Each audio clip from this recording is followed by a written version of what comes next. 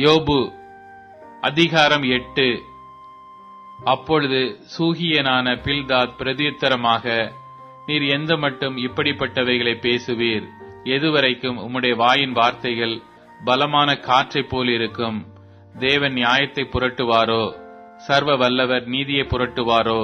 உம்முடைய பிள்ளைகள் அவருக்கு விரோதமாய் பாவம் செய்திருந்தாலும், அவர்களுடைய பாதகத்தின் ஆக்கினைக்கு அவர்களை அவர் ஒப்புக் கொடுத்திருந்தாலும், நீர் தேவனை ஏற்கனவே தேடி சர்வ வல்லவரை நோக்கி விண்ணப்பம் செய்து சுத்தமும் செம்மையுமாய் இருந்தீரே. ஆனால் அப்பொழுது அவர் உமக்காக விழித்து நீதியுள்ள உம்முடைய வாசஸ்தலத்தை சாங்கோபாங்கமாக்குவார்.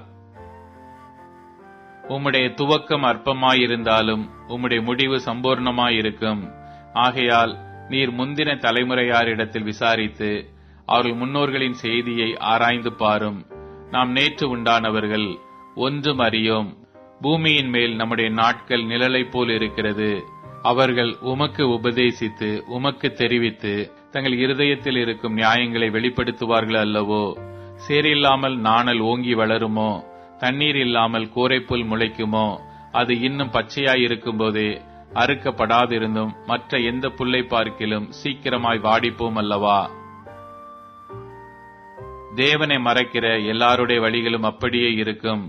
மாயக்காரரின் நம்பிக்கை அழிந்து போம். அவனுடைய வீண் எண்ணம் அற்று போய் அவனுடைய நம்பிக்கை சிலந்தி பூச்சி வீடு போல் இருக்கும்.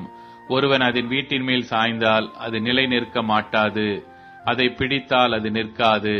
வெயில் எரிக்காததற்கு முன்னே அவன் பச்சை கொடி, அதன் கொடிகள் அவன் தோட்டத்தின் மேலே படரும். அதன் வேர்கள் கற்குவியலில் சிக்கி கற்பாறையை நாடும். அது அதனிடத்தில் இராதபடிக்கு நிர்மூலமான பின் அது இருந்த இடம் உன்னை நான் கண்டதில்லை என்று மறுதலிக்கும். இதோ அவன் வழியின் மகிழ்ச்சி இப்படியே போகிறது. ஆனாலும் வேறே பேர் மண்ணிலிருந்து முளைப்பார்கள். இதோ தேவன் உத்தமனை வெறுக்கிறதும் இல்லை, பொல்லாதவர்களுக்கு கை கொடுக்கிறதும் இல்லை. இனி அவர் உம்முடைய வாயை நகைப்பினாலும் உம்முடைய உதடுகளை கெம்பீரத்தினாலும் நிரப்புவார். உம்மை பகைக்கிறவர்கள் வெட்கத்தால் மூடப்படுவார்கள். துன்மார்க்கருடைய கூடாரம் அழிந்து போகும் என்றான்.